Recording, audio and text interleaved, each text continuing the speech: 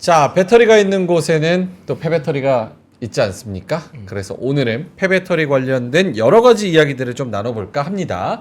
미네로 안대희 대표님 모시겠습니다. 어서 오세요. 네, 반갑습니다. 반갑습니다, 안대희입니다. 대표님. 네, 네, 사실 아마도 미네로라는 기업을 아마 저희 구독자분들이나 저희가 이름을 약간은 낯설긴 한데 네네. 저희가 듣기로는 대표님께서 미네로 창업자이시기도 하고 또 동시에 명지대학교 교수님이시기도 하다고 들었는데 네네. 혹여나 미네로라는 기업에 대해서 짧게 소개를 좀 부탁드려도 될까요? 예, 저는 이제 명지대학교 환경에너지공학과에서 지금 24년째 교수를 재직 중이고요. 와. 네. 근데 이제 제가 이 배터리 쪽 시장에서 어떤 부분이 좀 앞으로 좀 잘 됐으면 좋겠다 해가지고 저희가 22년 7월에 미네로를 설립하게 됐고요. 저희가 주로 하는 일은 그 배터리 밸류체인 상에 존재하는 회사들에서 발생하는 폐수를 안전하게 처리해서 환경을 보호하고 거기에서 저희가 수익을 창출할 수 있겠구나 해서 지금까지 운영하고 있습니다. 네. 그러면 직관적으로 듣기엔 사실 국내의 폐배터리라는 게 그 2차 전지 배터리가 굉장히 큰 규모의 산업인데 네네. 그 안에 사실 뭐 배터리 폐기물 혹은 폐배터리에서 발생한 여러 이슈들이 일반적으로는 대기업 집단이나 기존의 2차 전지 사업들이 하고 있을 것 같은 느낌인데 그 중에서 교수님께서 하고 계신 건 폐수에만 특화되신 겁니까? 아니면 그 외에 다른 폐기물에도 관여를 하시는 겁니까? 저희가 사실은 저희 전략적으로는 네. 거기서 발생하는 폐기물도 이제 업사이클링을 하는 아이디어를 내고 아직 밝혀지지는 않았지만 이제 하나 두 개 제품 만들고 있고요. 네. 사실 이제 사회자님께서 저희 이제 폐배터리 쪽에 집중해서 말씀을 하시는데 사실은 이제 아시다시피 그 배터리 제조사가 있고 양극재, 음극재, 전구체, 폐배터리 재활용 회사가 있잖아요. 네. 각각의 회사들에서 각자의 이제 특화된 기술을 가지고 제품을 만들잖아요. 그러면은 이제 거기에 동시적으로 나오는 게 폐수입니다.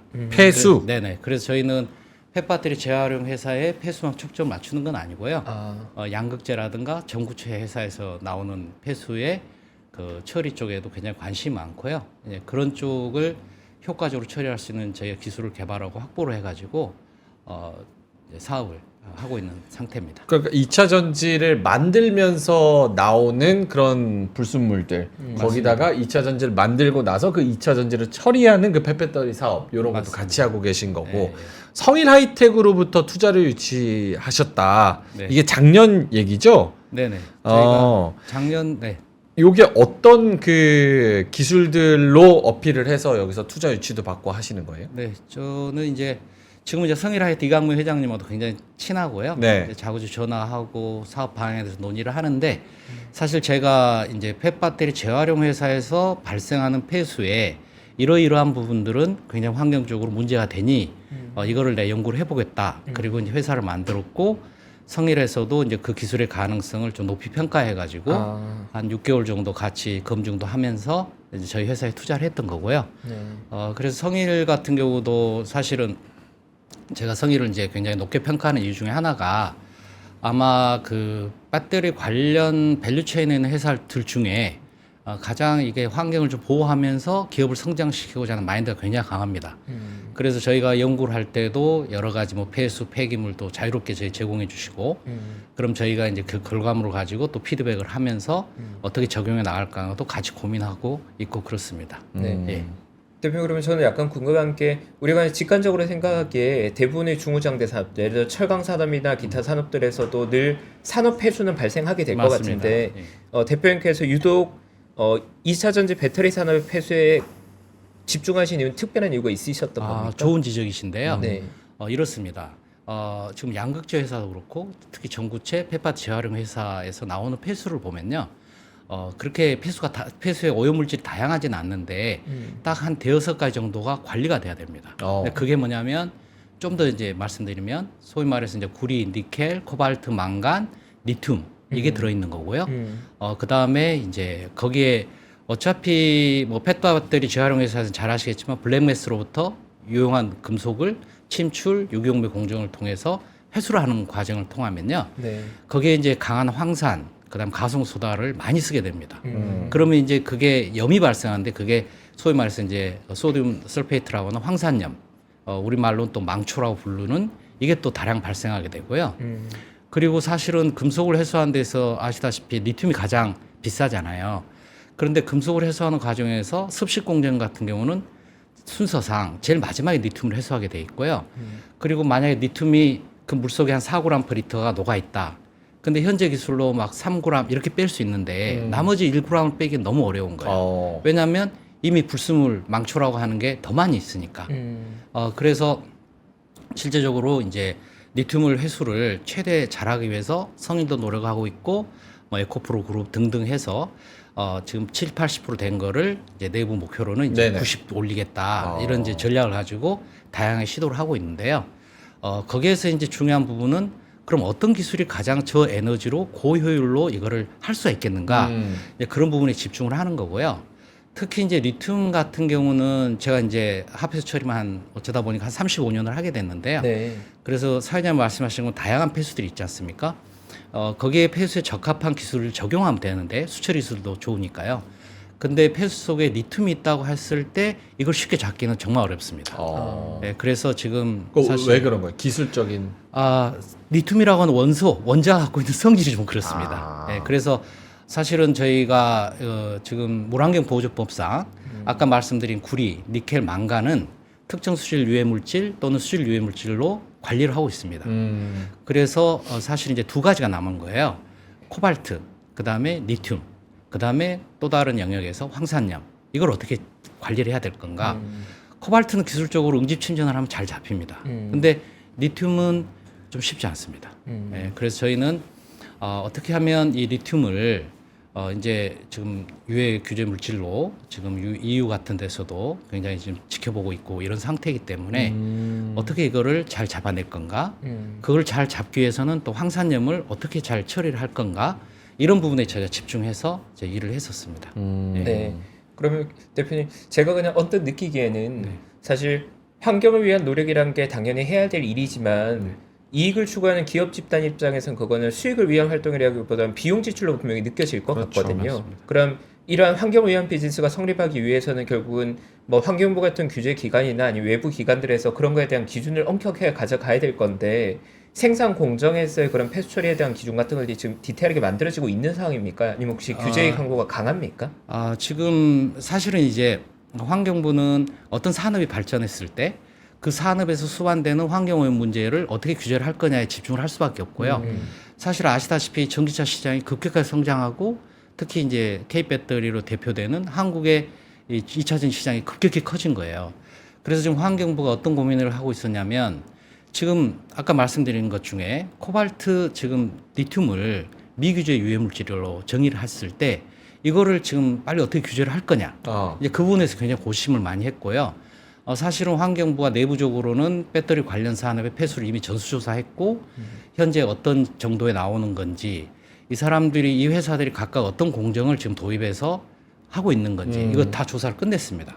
끝냈고 사실은 이제 환경부도 공무원분이다 보니까 그리고 이제 이 폐수는 워낙 이쪽 산업이 보안이 유지되잖아요. 그래서 뭐 저보다 훨씬 훌륭한 교수님들 많지만 이 물을 다뤄본 적이 없는 거예요. 근데 저는 다뤄봤잖아요. 그래서 내부적으로는 환경부 공무원분들하고 담당 부서하고 여러 차례 회의를 했습니다. 그래서 환경부의 관점은 뭐냐면 리튬 규제가 들어가고 싶은데 이게 기술적으로 가능하겠느냐. 그럼 어떤 대안으로 어떻게 해야 되겠느냐. 저하고 계속 상의를 했고요. 리튬을 규제하려면 이 속에 존재하는 황산염을 먼저 제거하지 않고서는 규제가 못 된다. 그리고 또 사실은 리튬을 들어있는 물을 어느 정도 농도로 규제를 할 거냐. 네. 기술적으로 너무 어렵기 때문에 그래서 제가 결과적으로는 기준치는 만들되 결국은 산업계에서 대응하는 방법은 이건 무방류밖에 방법이 없다. 그래서 황산염을 먼저 잘 드러내고 추출하고 남은 리튬은 비싸잖아요. 그거를 다시 공정에 순환시켜서 탄산 리튬, 수산 리튬 만드는 게 대안이다. 이렇게 이야기를 했었습니다. 그래서 지금 나름 이제 주사한 결과물들을 아마 곧 발표될 거고요. 그거를 이제 또 법제화를 해서 리튬 같은 경우 당장 특정 수질 유물질로 지정하기는 어려울 겁니다. 산업계와도 상의도 해야 되고 그런데 최소한 관심 이제 물질이라든가 이제 수질 오염 물질로 등재하기 위한 작업들을 환경부에서도 하고 있습니다. 네. 그러면 저는 궁금한 게 결국 대표님의 비즈니스의 시작은 생산 과정에서의 폐수 처리의 난이도 거기에 따라 문제 정하고 그걸 솔루션을 해결하기 위해서 이제 맞습니다. 나온 것 같은데 네. 저는 궁금한 방식이 그러면 그 생산 기업들이 공장에 컨설팅을 도와드리는 롤을 하시는 겁니까? 아니면 그들로부터 아웃소싱 받아서 정말 공장에 직접 실행을 하시는 겁니까? 미네랄 역할은? 저희는 이제 이렇게 보시면 됩니다. 이제 큰 기업군들이 있고 네. 양극재, 뭐 전구체, 페파 재활용 회사가 있잖아요. 그러면 거기에 이제 생산 라인이 있을 거고, 그럼 저희는 이제 샵으로 거기에 들어가서 그 속에 있는 망초를 잘 제거해주고, 그 다음에 니툼을 잘 돌려서 저희가 또 직접 뽑을 수도 있습니다. 네. 그렇게 해서 수익을 창출하게끔 하고, 그 다음에 이제 거기에 대해서 이익을 쉐어하는 구조로 저희가 이제 할 생각입니다. 그럼 국내에서는 미네로만 할 수 있는 비즈니스인 겁니까? 현재로서는? 저희는 좀 이제 그쪽에 좀 특화돼서 네. 먼저 이제 시작을 했고요. 이제 특허도 다 출원되어 있는 상태고, 그리고 이제 대기업 그 그룹에서도 자체적으로 앞으로 이제 환경부에서 이러이러한 규제가 들어갈 것 같으니 선제적으로 대응하자 해서 나름대로 또 기술도 개발하고 있고 그런데요. 이제 초점은 그겁니다. 그럼 누가 저 에너지로 경쟁력 있게 이걸 할 거냐라는 부분이고요. 근데 제가 이제 수처리에 여러 경험이 있다 보니까 이제 기업에서 취할 수 있는 기술 방안들이 여러 가지가 있을 건데 저희가 사전에 다 검토를 했습니다. 네. 그러니까 가장 쉽게 봐서 예를 들어서 이제 망초가 많이 들어있는 물을 증발 농축이라고 하는 이제 증발시킬 수 있잖아요. 그러면 우리가 소금물을 증발시키면 물은 날아가고 소금이 남잖아요. 문제는 거기에 발생하는 그 소금의 순도가 문제가 되는 거예요. 그래서 이 망초도 물에 이제 니툼도 있고 다른 것도 있는 상태에서 이걸 말리면 네. 아래 불순물이 같이 석출되는 이제 결정이 나올 거 아닙니까? 네. 이걸 시장에 유통할 수가 없는 거예요. 불순물 때문에. 음. 왜냐하면 이게 벌써 배터리 관련 쪽에서 나오면 이게 분류상 지정 폐기물이 되는 거거든요. 지정 폐기물은 우리가 쉽게 생각할 때 소각을 하든지 매립을 해야 되는데 무기물을 소각했자 더 변할 게 없잖아요. 그렇죠. 근데 매립을 하는데 매립장이 지정 폐기물 매립장 국내에서 앞으로요. 제가 볼 때 하나도 건설되기 어렵습니다. 이 주민 반발도 너무 심하고. 네네. 그래서 결국은 이거를 상품화해서 이거를 빼줘야 되는 거고 그 다음에 나머지 리튬을 잘 회수해서 수율을 높여야 되는 측면에서 봤을 때는 아마 저희 기술이 굉장히 독보적이지 않나 보는 거고요. 왜냐하면 저희는 리튬이 전혀 함유되지 않는 망초 형태로 대단히 저 에너지를 가지고 99.7%까지 저희는 순식간에 뽑아냅니다. 네, 그래서 사실은 이제 이런 이 망초가 지금 중국에서 한 99%짜리가 수입이 돼가지고요. 우리 염색, 제지, 뭐 유리공업에 사용이 돼요. 네. 근데 이제 저희는 굉장히 고순도로 99.7까지. 네, 99.7이고 나머지 0.7은 굉장히 뭐 유해하지 않는 이제 뭐 나트륨, 요 칼륨. 비슷한 사업을 하는 글로벌 업체 원탑이 있습니까? 저희 필드에서는 제가 알기로는 아직 없습니다. 왜냐하면 글로벌 원탑입니까 미네로가? 저희 기술만 한정해서 말씀드린다면 오. 좀 이제 저는 그렇게 생각합니다. 왜냐하면 사실 지금 미국, 유럽도 그 배터리 관련 업이 그렇게 컸지는 않고요. 중국부터 시작해서 이제 한국이 커졌잖아요. 그러니까 아마 한국에서의 어떤 표준은 현재까지는 이제 외국에서도 전부 표준이 될 수 있는 거고 저희는 여러 그 밸류 체인에서 쉽게 이야기하면 이제 그 건축물 보자면 저희는 화장실을 담당하는 거거든요. 그간은 이 밸류 체인의 회사들이 크게 신경을 안 썼습니다. 네. 그렇다고 해서 이 회사들이 뭐 불법을 저지른 건 아니고요. 네.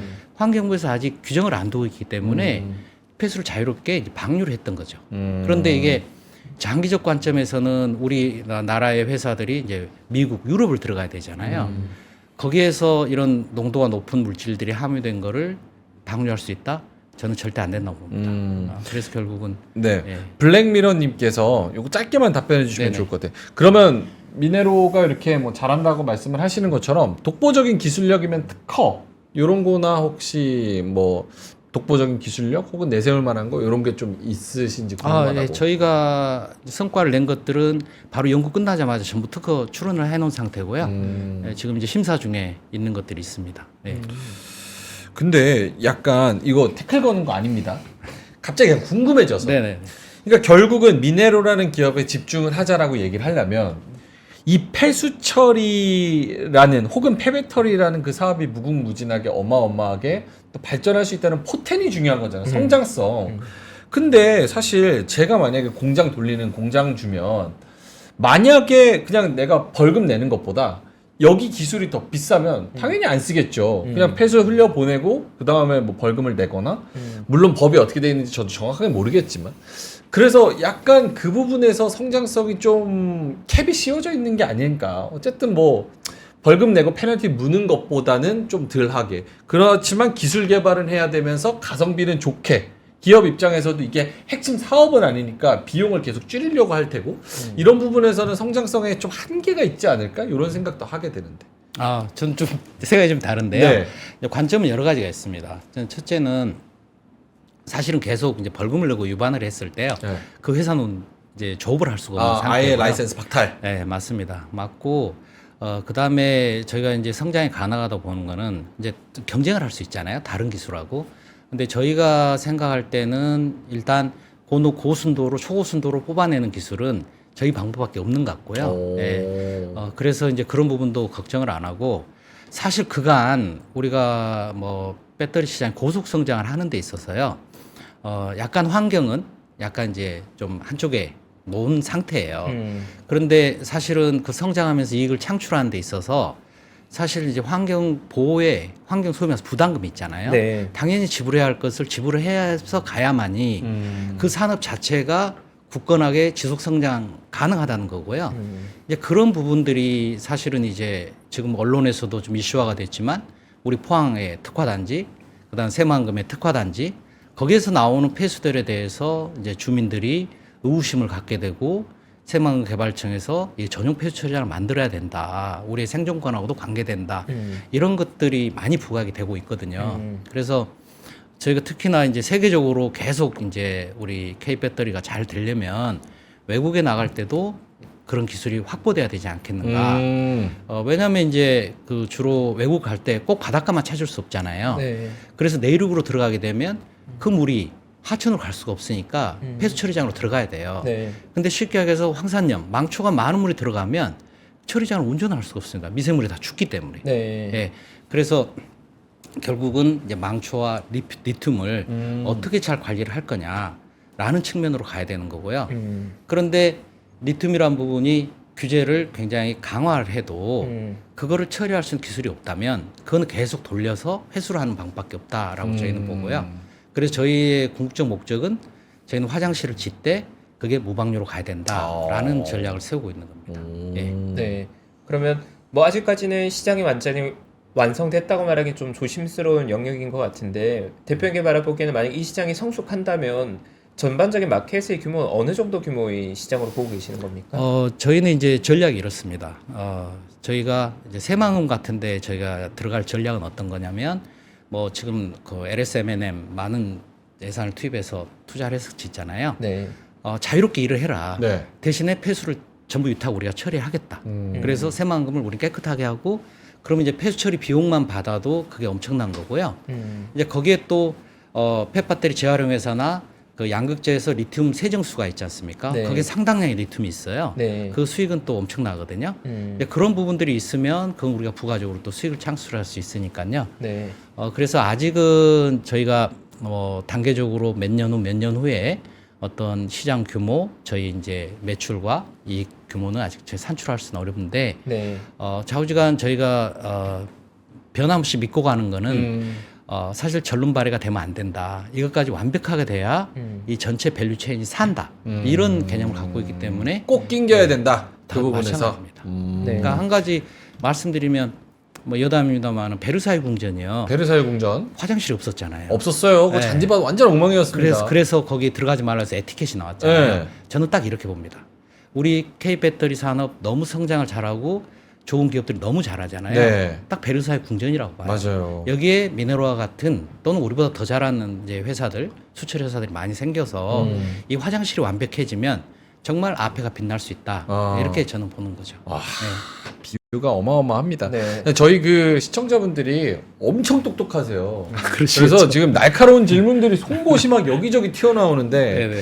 요거 좀 궁금합니다. 민케이님께서 영풍은 건식으로 폐배터리 재활 사업을 한다는데 거기 와도 미네로가 같이 사업을 할 분야가 있나요? 플러스 앞으로 뭐 꿈의 배터리, 전고체 배터리 뭐 이런 여러 가지 미래 배터리에 대한 이야기들도 나오는데 거기서도 미네로가 같이 무언가를 그러니까 기업이 자체적으로 이거를 생산하고 제조할 때부터 애초에 친환경으로 만들어버리는 그런 기술들이 개발되면 그런 쪽으로 가지 않겠어요? 계속 비용 지불하느니? 그럼 거기서 미네로는 어떤 스탠스를 취하는 건지? 저희가 이제 영품 같은 경우는 성일라이트가 달리 건식을 도입을 해요. 네. 근데 건식을 한다고 해서 처음부터 끝까지 모든 것을 건식으로 뺄 수는 없습니다. 예, 어차피 리튬을 먼저 건식으로 플레이크를 만들고 거기에 나온 슬러지 속에, 즉 합금 속에 있는 걸 다시 습식으로 가는 거거든요. 그게 이제 사실은 세계적으로 제일 잘하는 데는 이제 벨기에 유미코라는 회사가 있고요. 네. 그게 대표적 건식인데 일정 라인까지는 좀 다르게 가다가 그다음에 궁극적으로 폐수가 나오게 되겠고 네. 됐고 거기에 이제 또 망초가 많이 생기게 돼 있는 상태라 저희는 괜찮다고 보고요.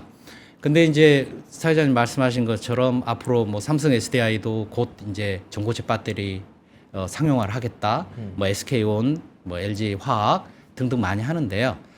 그 과정 속에서도 여전히 리튬은 문제가 될 거고요.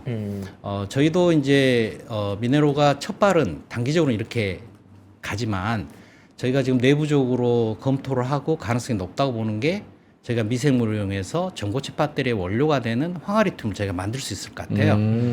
그래서 저희도 이제 변신을 계속 할 거고요. 네. 근데 당분간 이 지금 이미 공정된 거 설계돼서 앞으로 한 10몇 년간은 끄떡없이 저희 기술을 쓸 수 있지 않을까 이렇게 보고 있고요. 네. 그리고 또 하나 이제 세계적 추세는 저희는 일단은 망초를 고순도로 빼는 게 급선무고 리튬을 해소하는 게 이제 다음이잖아요. 네. 근데 지금 업계, 특히 수처리 업계에서는 이제 그 망초를 가지고 다시 황산과 가성소다를 만들어서 전체 공정에서 재순환하자 이런 연구들을 하고 있고요. 저희 미네로도 이미 연구를 시작해서 사실은 이제 저희는 이제 베올리아랑 경쟁을 할 생각을 하고 근데 저희가 자신 있게 좀 이길 수 있다고 보는 게 저희는 일단 고순도로 뽑아온 걸 가지고 자유롭게 컨트롤하니까 네.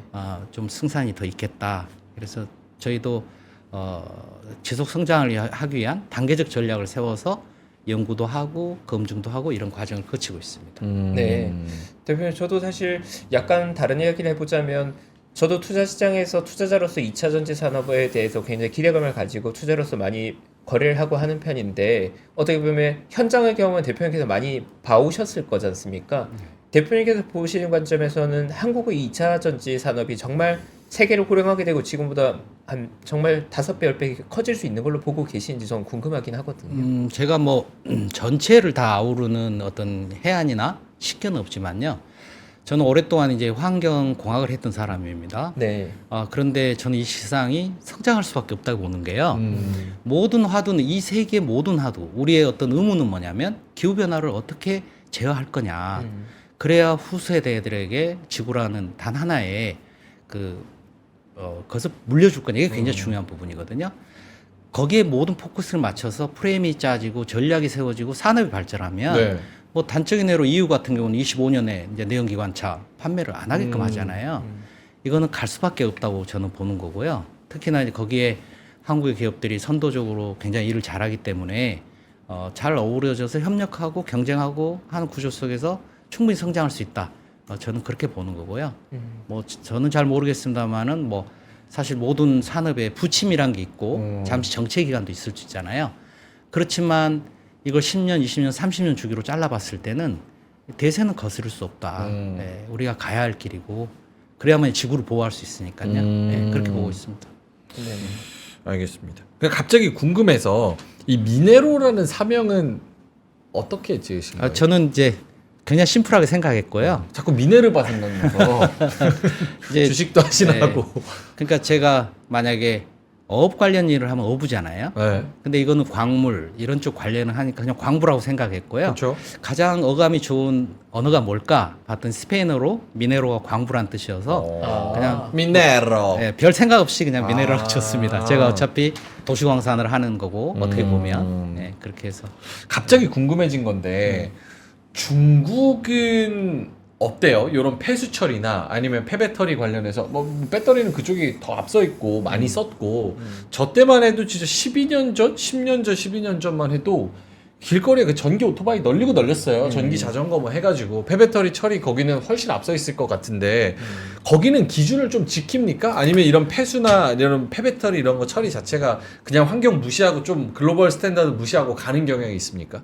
좀 조심스럽긴 하지만 뭐 제가 직접 눈으로는 확인 안 했지만 네. 들리는 말로 의하면 조금 후자에 강하지 않을까 싶습니다. 그래서 사실은 이 전구체 같은 경우도 중국이 굉장히 크잖아요. 네. 그리고 이제 한국은 이제 에코프로 머티리얼스가 이제 그걸 대항마로서 잘 성장할 거라고 기대를 하는데 네. 거기에서도 굉장히 그 황산 니켈, 황산 코발트, 황산 망간을 비롯해서 원료를 써가지고 산화로 알칼리를 굉장히 많이 만들어내거든요. 그러면서 수율도 그렇게 높지가 않아요. 네. 그래서 그게 이제 양극재까지 갔을 때 전체 수율은 30에 70에서 한 20%밖에 안 되거든요. 네. 그럼 과연 경쟁력 있게 중국이 환경 보호, 오염 방지까지 잘하면서 이렇게 성장할 수 있었을까에 대한 의구심은 있는 건데요.